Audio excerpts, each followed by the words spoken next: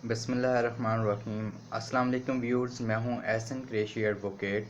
आज का जो हमारा लेक्चर है सीआरपीसी का लेक्चर नंबर 12 और जो टॉपिक है सीआरपीसी का वो वारंट के ऊपर, आज वारंट ऑफ अरेस्ट के ऊपर डिस्कशन करेंगे।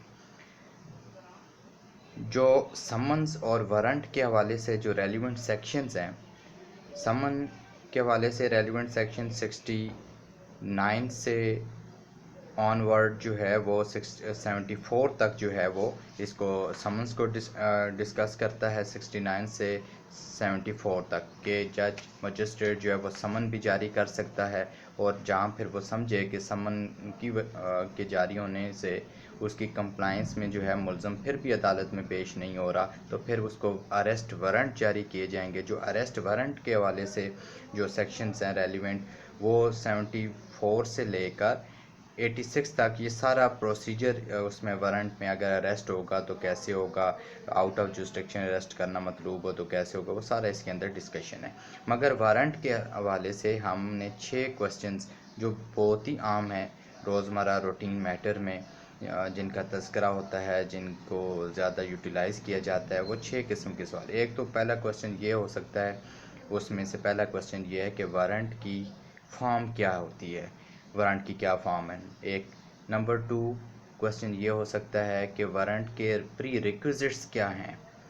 तीसरा क्वेश्चन ये हो सकता है ये वारंट कब तक इन्फोर्स रहेगा। चौथा क्वेश्चन ये हो सकता है कि क्या ये वारंट अगर बेलेबल होगा या नॉन बेलेबल तो वो कैसे पता चलेगा।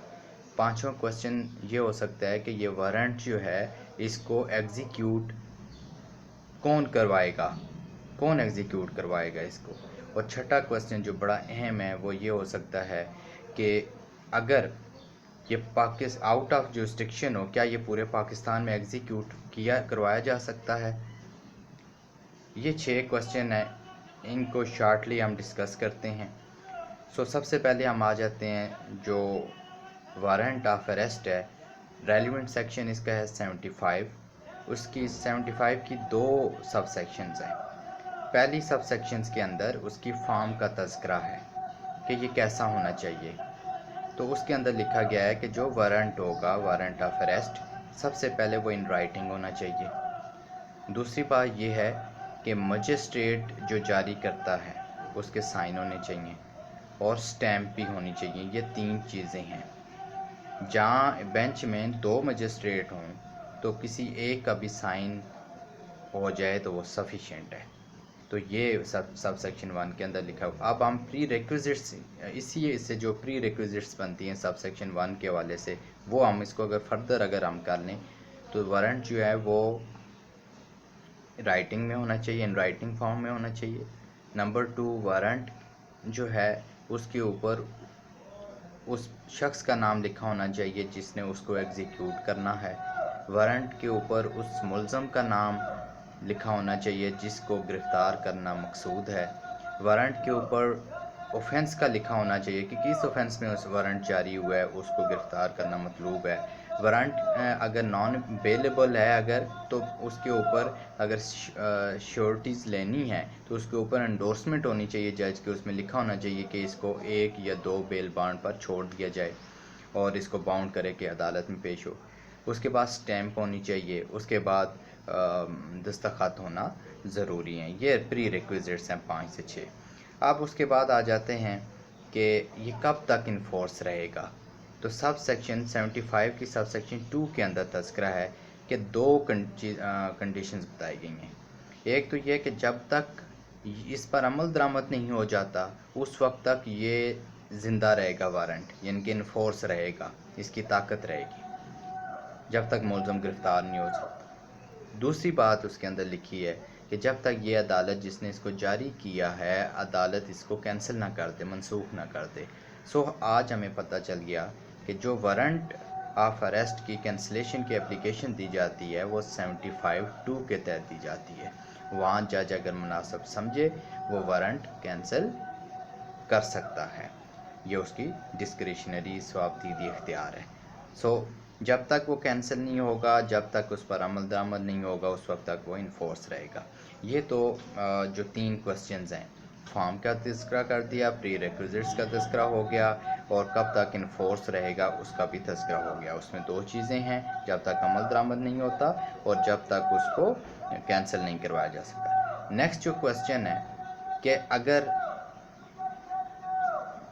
क्या पहचान है कि ये बेलेबल है वारंट, तो 76 सेक्शन के अंदर लिखा हुआ है कि श्योरिटीज़ में be taken for the appearance of the accused. उसमें जज ये जब मुनासिब समझे वारंट जारी करते हुए कि ये ऑफेंस इस नोयत का है, इसमें अगर वो विलिंग हो जाए आने को तो बगैर उसको बेल पे दे देनी चाहिए, उसको श्योरिटीज़ पे अरेस्ट ना किया जाए और श्योरिटीज़ लेकर उसको छोड़ दिया जाए, तो उसमें वो लिखेगा कि एक श्योरिटी देनी है या दो बेल बॉन्ड देने हैं या एक बेल बॉन्ड देना है। फिर उस बेल बॉन्ड की अमाउंट क्या होगी ईच की, अगर दो हैं तो कितनी होगी, 10-10 हज़ार होगी, 20-20 हज़ार वो उसके अंदर मेंशन होगी।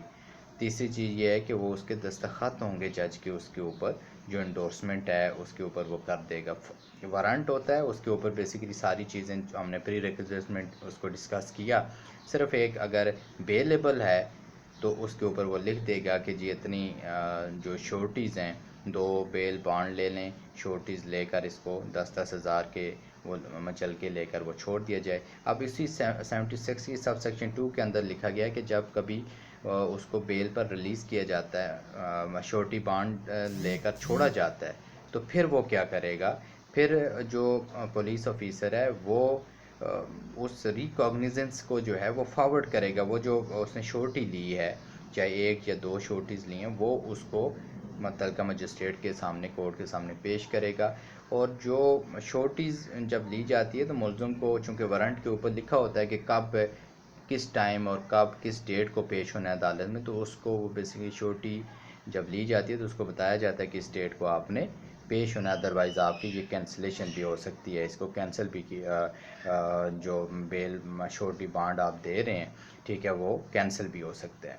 और उसके ऊपर ऑलरेडी हम सेक्शन में डिस्कस करेंगे बेल बॉन्ड के वाले से 91 92 के वाले से कि कब कैंसिल हो सकता है। 91 के तहत बेल बॉन्ड जारी होता है सीआरपीसी, उसके ऊपर अलग से हम एक टॉपिक में एक लेक्चर में डिस्कस करेंगे इंशाल्लाह। अब यहाँ ये तो क्लियर हो गया कि जी उसके ऊपर अगर अवेलेबल होगा तो उसके ऊपर लिखा होगा कि जी इसको दो श्योरिटीज़ की एवज़ उसको छोड़ दिया जाए, रिलीज़ कर दिया जाए। तो जब ऐसी सूरत में रिलीज़ किया जाता है तो वो जो श्योरिटी है वो कोर्ट को फॉरवर्ड की जाती है। ये 76 के अंदर लिखा गया है। अब आ जाता है कि इसको एग्जीक्यूट कौन करवाएगा, इसको एग्जीक्यूट को कौन करवाएगा। नॉर्मली जो 77 सेक्शन है सीआरपीसी का, उसके अंदर ये लिखा गया है कि ऑर्डिनरी तौर पर जो अमूमन यूजुअली जो होता है वो पुलिस ऑफिसर, एक या एक से ज़्यादा पुलिस ऑफिसर को डायरेक्शन दी जाती है कि एग्जीक्यूट करके इस बंदे को गिरफ़्तार करके अदालत के सामने पेश किया जाए। चूँकि वारंट ऑफ अरेस्ट का मकसद यही होता है कि मुलज़िम पेश नहीं हो रहा, अवॉइड कर रहा है अदालत में आने से, तो उसको गिरफ़्तार करके अदालत में पेश किया जाए। तो वो वारंट ऑफ अरेस्ट जो है वो ज़्यादातर पुलिस वालों को डायरेक्शन दी जाती है कि वो अरेस्ट करके लाएं। एक या एक से ज़्यादा पुलिस वालों को भी डायरेक्शन दी जा सकती है। ताहम जब एक या एक से ज़्यादा पुलिस वालों को डायरेक्शन दी जाए तो उनमें से कोई एक पुलिस वाला भी उसको अगर एग्जीक्यूट कर ले और उसके ऊपर साइन कर दे, ठीक है, तो वो ऐसे ही वो सफिशेंट है, वैसे ही समझा जाएगा जैसे सब ने साइन किया वो सफिशेंट है। दो को अगर वो जारी किया गया तो एक ने अगर गिरफ़्तार करने के बाद साइन करके कर दिया, रिपोर्ट सबमिट करवा दी, तो वो सफिशेंट है। अब दूसरा इसी से ज़िम्नन एक क्वेश्चन 77 के तहत ही एक पैदा हो सकता है कि नॉर्मली तो पुलिस वाले को कहा जाता है अरेस्ट करके लाओ, जहाँ पुलिस वाले अवेलेबल ना हों तो मैटर भी इमीडिएट नेचर का हो कि उसमें फ़ौरन अरेस्ट रिक्वायर्ड हो, तो फिर जज अगर समझें कि मैटर इस किस्म का है कि फ़ौरन अरेस्ट रिक्वायर्ड है और पुलिस वाले भी अवेलेबल नहीं है पुलिस ऑफिसर, तो वो किसी भी शख्स को, एक या एक से ज़्यादा शख्स को जो है वो वारंट ऑफ अरेस्ट जो है वो दे सकते हैं और वो उसकी बेस पर जाकर अरेस्ट कर सकते हैं। सो वारंट ऑफ अरेस्ट के वाले से ये तज़किरा भी हो चुका कि कौन अरेस्ट कर सकता है। अब नेक्स्ट है कि कब अरेस्ट, कहाँ पर अरेस्ट एग्जीक्यूट किया जा सकता है। तो इसके वाले से जो नेक्स्ट 82 के अंदर ये लिखा गया है सेक्शन सीआरपी, उसके पूरे पाकिस्तान में कहीं भी इसको एग्जीक्यूट किया जा सकता है। अब कैसे एग्जीक्यूट किया जाएगा इसको इंशाल्लाह नेक्स्ट वीडियो में हम डिस्कस करेंगे। मुझे उम्मीद है कि आज का लेक्चर आपको मेरा पसंद आया होगा। अगर मेरा लेक्चर आपको पसंद आया है तो मेरा चैनल सब्सक्राइब कीजिए, अपने दोस्तों के साथ शेयर कीजिए और कमेंट सेक्शन में जाकर अपनी कीमती आरा से मुझे आगाह करें। वस्सलाम।